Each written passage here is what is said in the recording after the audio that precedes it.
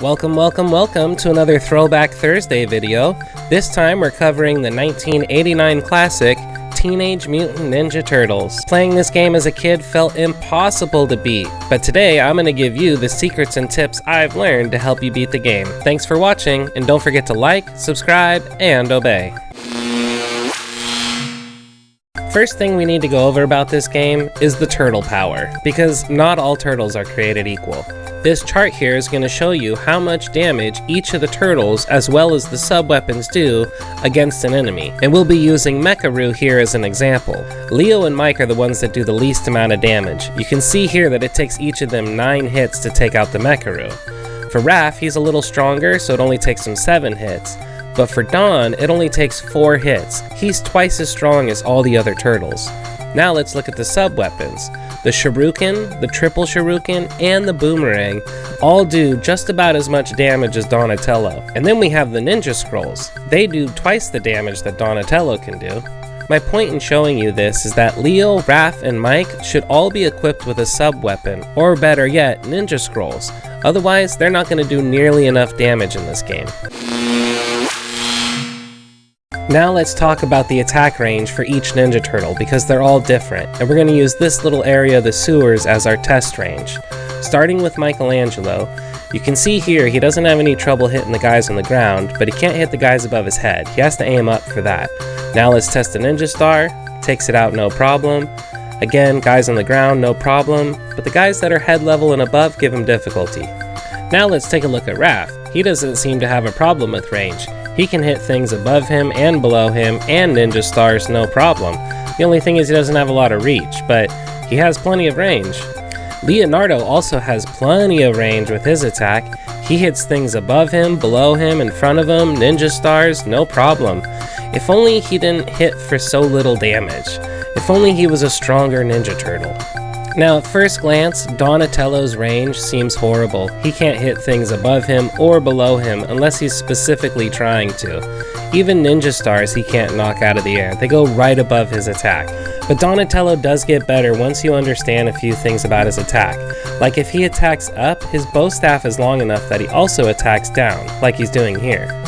In fact, his staff is so long, when he's attacking in front of him, he also hits things behind him, like you can see in this example. Once you practice with Don for a little bit and learn more about his attack range, then your weapon test area should look more like this.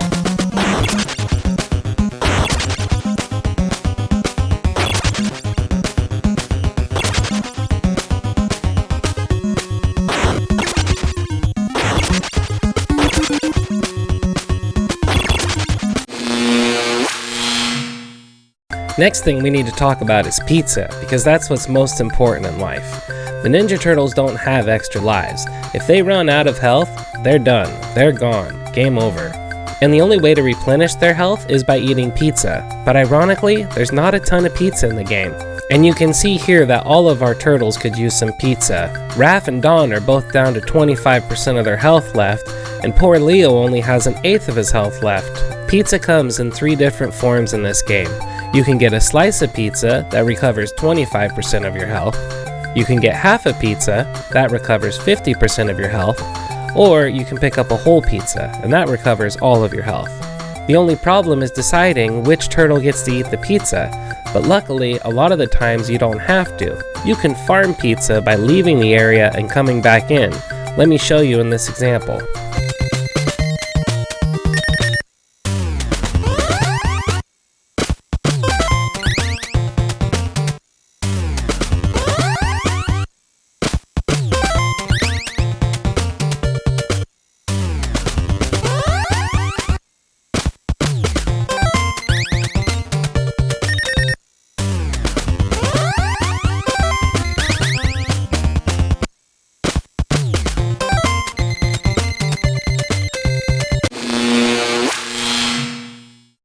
Number 1, enemies respawn if you back up too far. See how the flies are here? And then I'm going to back up too far, and that's going to make the Mousers respawn. Go forward and the flies respawn. Go back and the Mousers respawn. So don't go back and forward for no reason. Number 2, getting hit throws you back, so be careful where you jump. Every sewer and ladder is a trap. As soon as you go down, there's a bad guy waiting to hit you. So whenever you go down those sewers, make sure you head down the ladder quickly. Or better yet, as soon as you go down the ladder, jump off of it to the side. Here's another great example of how every ladder is a trap. Number 4, if you get boomerangs, you can split them up between the other turtles. Throw 3 of them, go to your menu, and select a turtle without boomerangs. They'll catch those 3 boomerangs. You can do this so all the other turtles start to get boomerangs and their weapons won't be so weak. Tip number 5 is to just let guys walk off the screen. See these bugs? When I move the screen, they'll fly off of it and never return. Same thing for this big robot guy, right? He appears, we'll wait here, wait till he walks off the screen, and he's gone. Dunzo. When we first get into a level, this trick won't work. You'll notice these bugs are bouncing back off the screen. Move the screen just a little bit and the trick will start working. And you don't always have to wait for enemies to walk off. Here I move the screen, forcing that purple guy to disappear. Same thing with these fire guys, just push the screen and that'll make them disappear. And this same trick works with ladders. Watch this purple guy. And again. Every time you exit a room and come back into it, it's random what enemies will appear. So if you don't like the enemies you're fighting in one screen, leave the screen and come back, and maybe they'll change, like it did here, to these fire guys instead. Tip number 7 is you don't need to jump over these little gaps, you can just walk right across them. This even works on the escalators, just as long as it's the one little gap. Another thing they don't explain to you is there's 2 different jumps. You can do a small jump by just tapping the jump button. You don't have to hold the jump button to do this big flip thing. Gravity works a little different in this game. You can be falling through the air and then start moving to hit your destination. Here's another great example. I don't want to go too far in this jump, so I'm just going to fall straight down and then start walking halfway through the fall. Tip number 9 is wait and then jump. In all of these situations, we're going to wait and then jump. Another great example, just wait a minute. Now you jump. Tip number 10 is there are several ways in this game that you can die instantly, like getting ran over by a van. Gone. That can happen in levels 1 and 3. And in level 2, you can die instantly by going into the multicolored seaweed. In level 3, you'll come across this fire pit, that's also instant death. And then in level 4, you come across these walls that close in on you, also instant death. Oh yeah, and don't forget the Shredder, he can also kill you in one hit with his ray gun. In level 1, there's going to be 2 bosses you have to fight, and first up is Bebop. He only takes 5 hits from Donatello's bow staff to defeat, so stay back a little bit and hope he doesn't charge into you. In the beginning of the fight, if you can get him to jump into this little rock right here, he'll turn around and give you plenty of time to defeat him without getting hit.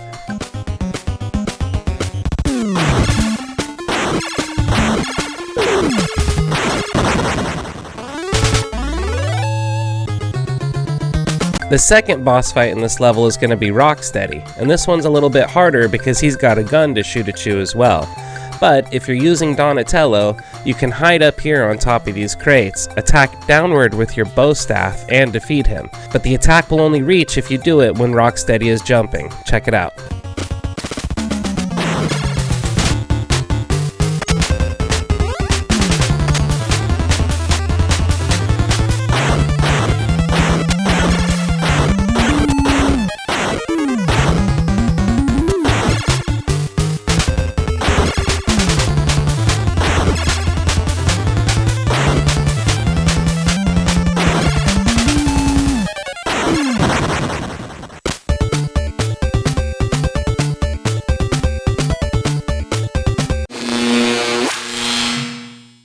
In level 2, you have to fight your way through the dam, and you're going to get to this point where you have to make a jump that seems pretty impossible.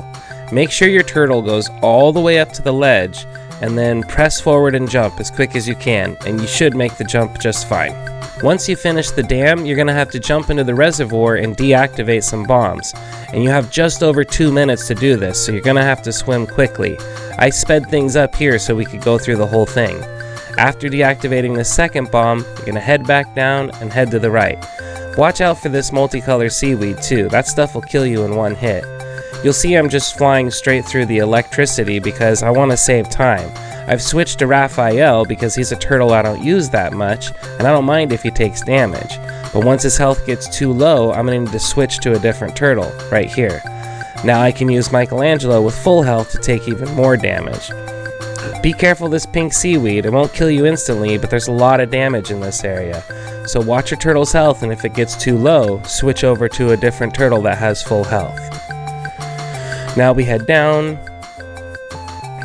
and there's only 2 more bombs to deactivate, plus we still have over a minute left, so maybe I didn't have to run into all that electricity, but I just used the other turtle's health as a buffer to get me through it. If one of the turtles dies, you have to start over from the beginning of the level, so make sure you're ready to switch. And that's how we do it. So now let's talk about the map for a minute. The map is one of the craziest, most confusing maps I've ever seen, but let me try to explain how it works. All of the red parts here are roads, and the blue parts are either buildings or places you can't drive. And then these white dots, those are entrances to buildings. Now you're going to end up starting right there, and you're going to get to use the van. Couple things about the van: if you're driving and then press select, it'll make the other van on the screens disappear. You can also run over the Foot Clan with the van. Now that we know the tricks with the van, it's time to go pick up missiles. You're gonna find them here in this building. You can find the missiles in the second story. They look like this. And the jump to get up there, it seems like you can't make it, but if you place your turtle just right and press left at the top of your jump, your turtle will get up there to grab the missiles. Every time you grab missiles, you're gonna get 10 of them. I would suggest getting 20 missiles though, which means you're going to have to leave the building and come back in to respawn them. But the good news is, there's also pizza in this building. There's a full pizza all the way to the right on the second story, and a slice of pizza down on the first floor. So it's worth farming this area for missiles and pizzas until you're ready to go. Now that you've got your missiles, let's go back to this crazy map. You're going to want to head to the left, and then head down. Then we're going to make a right, head as far right as we can, and then head down again. Now as you're heading back left, you'll get to this spot. It's a building with 2 entrances. You want to take the entrance on the right, because inside this building, this is where you get the ninja scrolls, which are the most powerful sub-weapon in the game. I'll farm this room over and over until all the turtles have scrolls. From here, you're going to end up heading all the way along the outside of the map. Think of it this way: turn left if they make you turn left, but always turn right when you have the chance to. Then when you get to this area, you'll be done with the van. Head inside and we can go to the boss. The level 3 boss can be tough, but should be no problem if you have ninja scrolls. I like using the scrolls because not only do they hurt the boss, but they also destroy the weapons he shoots. And remember, the boss has 2 phases, so don't let your guard down after you beat him once. Now in level 4, there's one spot where you can get a turtle back if they have already died. That's why I'm letting Donatello die here. Now we're going to switch to Leonardo, and the spot you can pick up your turtle again is after you get through this sewer labeled number 9. You'll head up to this tarmac, and then head all the way to the right. This is like the biggest open area in this level. Keep going. Okay, great. Now you made it all the way to the right. And if you head up, this is going to be sewer entrance number 13. And that's where you can find Donatello tied up and ready to resave. You got your turtle back. This next part is my least favorite part in the entire game, and has destroyed so many of my runs. You have to get through a maze of these drops off platforms while these walls slowly crush in on you. And if you overjump any of the platforms just by a little bit, instant death if the wall touches you. Here's a successful run to show you how little room of error you actually have.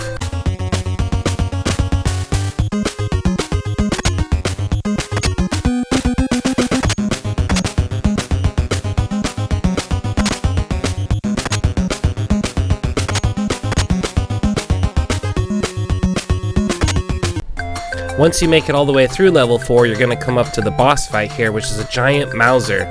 Wait until the mouth is open and you can see the orange ball, and then pause the game and exit, and you can see I can still hit that orange ball even though his mouth is closed. Do this every time he opens his mouth, and it'll be an easy victory. But you don't have to pause it. It's not that hard of a fight, and Donatello can reach from the ground with his weapon.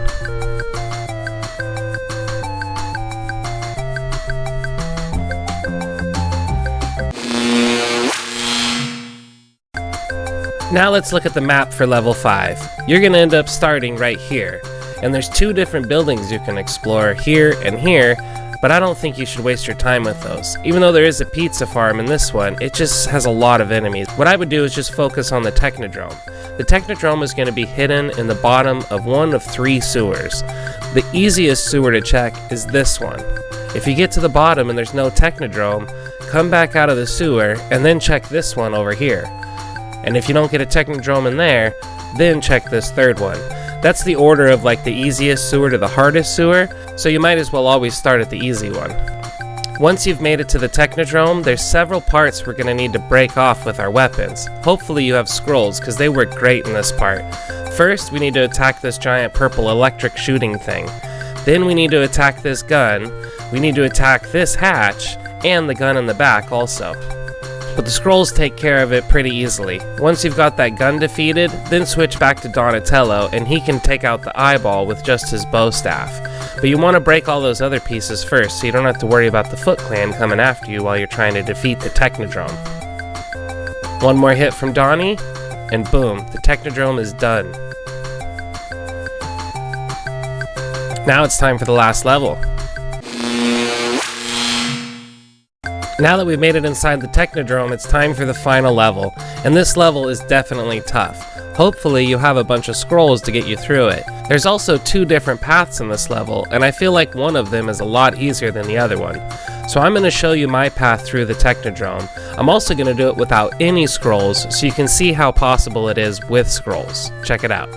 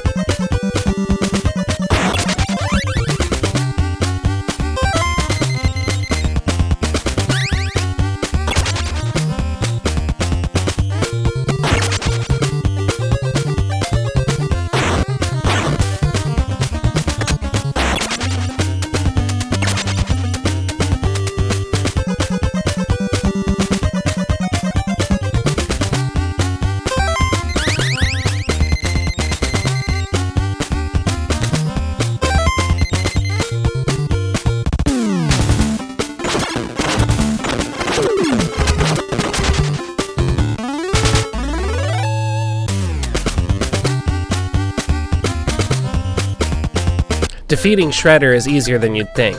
Stand on this second platform with Donatello and hit Shredder twice with your bow staff. This will knock him off the edge. Then you get onto that ledge and you keep hitting him when he tries to jump up, and he'll never be able to get you. And if you don't have Donatello, you switch over to a turtle that hopefully has scrolls. The scrolls work just as well to keep him off the ledge.